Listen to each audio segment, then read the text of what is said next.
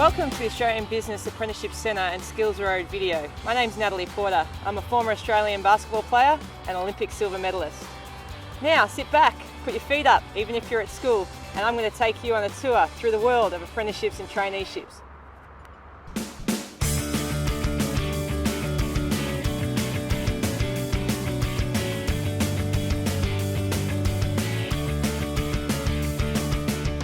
Hey guys, my name's Justin Poore. I play for the Carpentry Eels.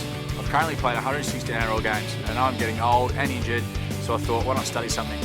I'm currently studying my plumbing apprenticeship, so I know after footy I've got a career for life. Australian Apprenticeships is both the name for apprenticeships and traineeships. Traineeships are typically 1 to 2 years and apprenticeships are a bit longer at 3 to 4. Their job to combine work and study, and at the end, you get a qualification. Not only that, once I've finished footy and my apprenticeship, I'll be a full-blown tradie and earn the big bucks. My boss owns his own business. He works 9 months a year, and for the other 3 he goes surfing. But one day he'll be working for me. So why not kickstart your career with an apprenticeship or traineeship? Stay tuned while I take you on a whirlwind tour of apprenticeships and traineeships. Did you know there are more than 100 apprenticeships and 600 traineeship qualifications to choose from?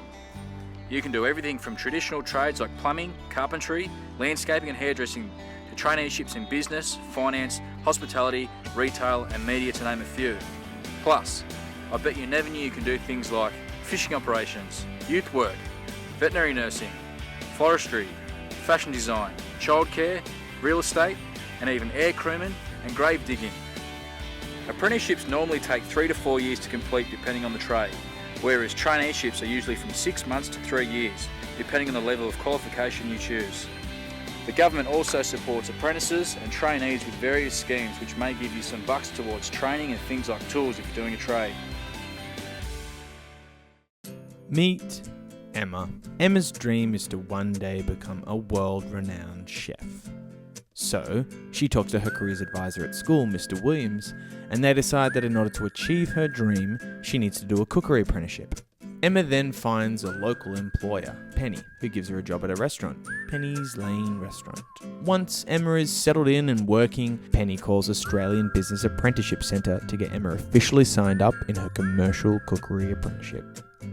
Australian Business Apprenticeship Centre help Emma and Penny select a training organisation where Emma will complete the theory part of her apprenticeship so that she gets a Certificate 3 in commercial cookery.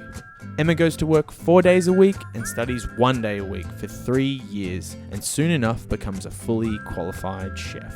She has gained a nationally recognised qualification whilst getting experience on the job and earning a wage. Winning.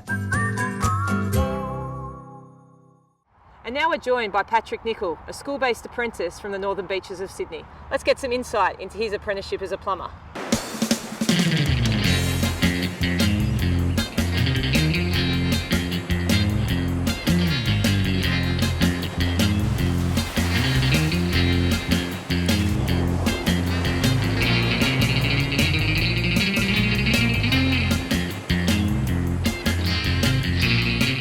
My name is Patrick Nicol. I'm a third year apprentice plumber and I work for East Coast Emergency Plumbing.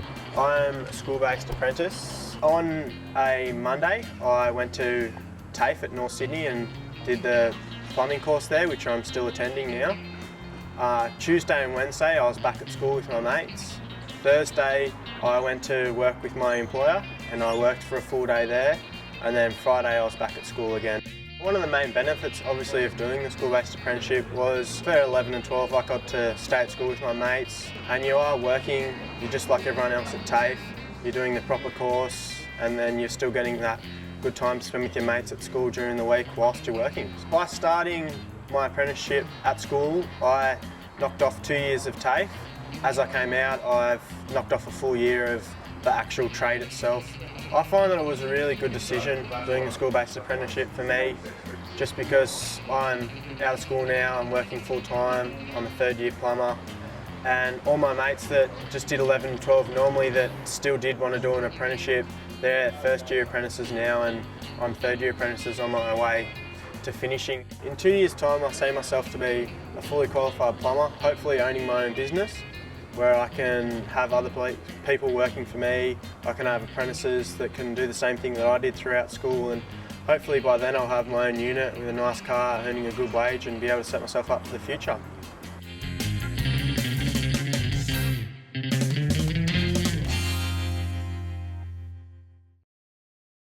G'day, my name's Sean Emerson. I'm currently doing second year carpentry apprenticeship.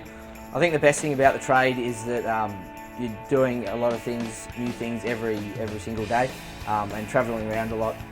So you're constantly at a new site every day. And I walk away, pretty much learning how to build a house. Although apprenticeship, you start off not with the best wage. I've got a lot of friends who are at uni at the moment, and the best thing about doing a trade is that you get paid to learn as well. And while at TAFE it's an 8-hour day and we get paid for that 8 hours to work. And that's where we learn everything, all the theoretical kind of things, and then put it all back into practice at work.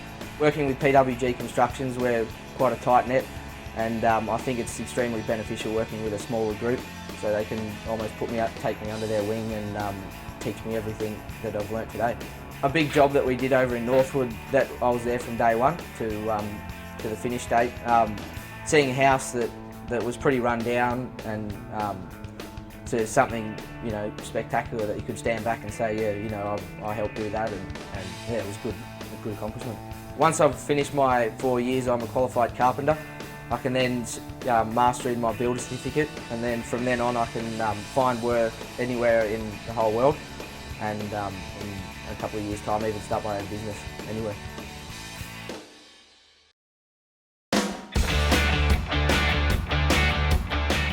So how do you find an apprenticeship or traineeship? Finding an apprenticeship may seem like a daunting task. It just takes a little bit of initiative and some effort from you. I've spoken with a lot of local businesses that employ apprentices. Something that really resonates with those businesses is a polished resume and somebody that shows the initiative and hand delivers it. They like to see that their future employee is motivated and driven. A good place to start is ask your family and friends if they know of anybody looking for an apprentice.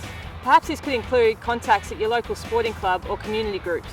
Another thing you could do is scour the yellow pages and look for local businesses that you could approach. Also, you could talk to your careers advisor at school and see if they have any employers that you could talk to. If you haven't got a resume, there's a great tool at skillsroad.com.au that can help you create it.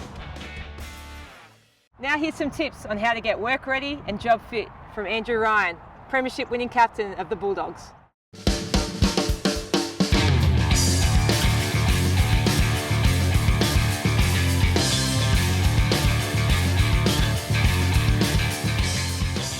Hi, my name's Andrew Ryan. I'm captain of the Canterbury Bulldogs. I've been playing in the NRL now for 12 seasons. I started back in 2000 with Parramatta and moved over to Canterbury in 2003 and retiring at the end of the 2011 season. After I left school, I finished my HSC in 1996 and started a landscaping apprenticeship in 1997. Right throughout my footy career, I've found the best time on the field has been when I've had balance off it and balance in the way of education right through my career. As I said, I finished my apprenticeship. I'm at uni now doing sports business.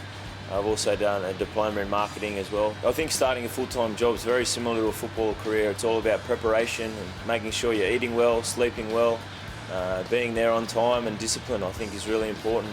I faced all the same difficulties that everyone does when coming into the workforce and starting. Getting in that routine, like I said, I think it takes 21 days to get into a routine, so that's the most important thing. Dealing with people and listening. The communication in the workforce, it's not about just talking, it's about listening and showing initiative, I think, too. You need to be prepared to be on time, be in your uniform, but also show some initiative at work, and parents and teachers aren't going to be around to push you in to do something now. You've got to take the ownership, and the onus is on you to go to work and be prepared every single day.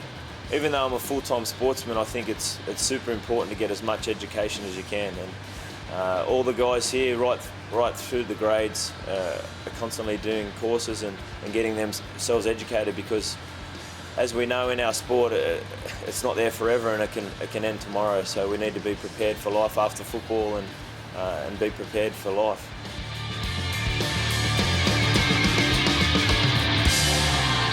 Mate, that is the best thing ever. I can't believe it. It is unbelievable.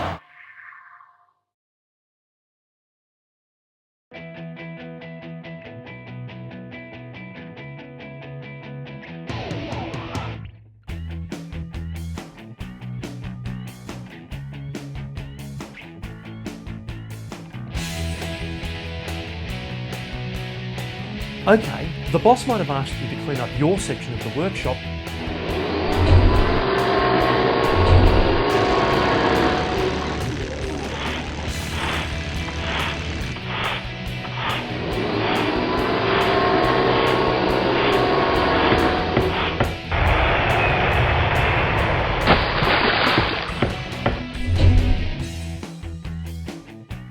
but maybe it'd be in the interests of everyone to help out just that little bit more.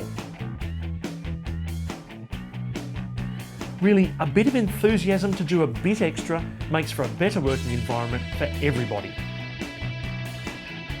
It's called initiative, and it's worth trying. It's good for the business and good for you.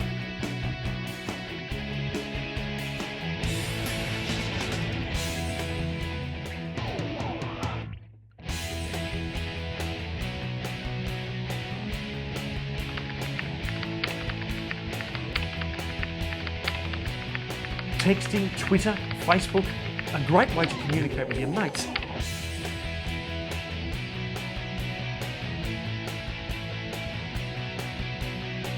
But not necessarily a great way to communicate at work, particularly with your boss. Your employer might be one of those really rusted on old-fashioned types who prefers to communicate in the non-digital way. Talking. So here's a tip. If it's worth texting your boss about something, maybe it's worth talking to your boss about something.